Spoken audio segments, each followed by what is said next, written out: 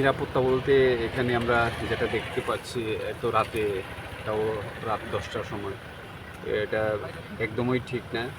এইসব ডিসপিউট হওয়া খুবই দুর্ভাগ্যজনক বলে আমি মনে করি। এবং আজকে আমরা ডিজি এবং আইজি ল অ্যান্ড অর্ডারের সঙ্গে কথা বলেছি, ওরাও ভিজিট করেছে এমএলএ হস্টেল। তখনই আমাদের এমএলএ আমাদের আঙ্কেল রঞ্জিত দেববর্মার ঘরে বসে আমরা আলোচনা করেছি, যাতে আগামী ভবিষ্যতে এরকম কোনো সিকিউরিটি ল্যাপস যাতে না হয় আমাদের এমএলএ হস্টেলে, সেটার জন্য আমরা কথা বলেছি। এবং এখন থেকে আজকে থেকেই এই সিরিয়াস সিকিউরিটি ম্যাটারটা ওরা লুক আফটার করবে।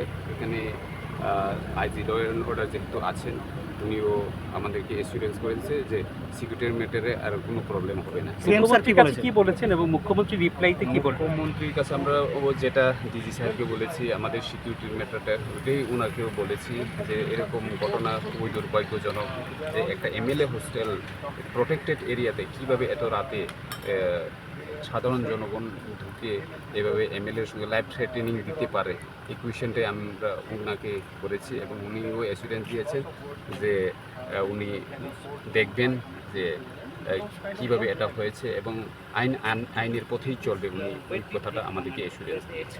শাসক দলের শরিক বিধায়ক হওয়া সত্ত্বেও মূল শরিকের বিধায়কের রুম থেকে বেরিয়ে আক্রমণ আপনাদের উপর, সামনে এডিসি নির্বাচন, বিষয়টা কীভাবে দেখছেন?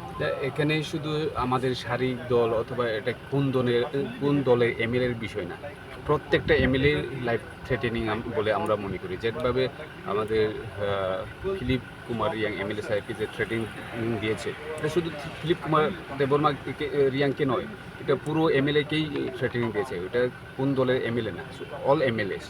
ত্রিপুরার একদম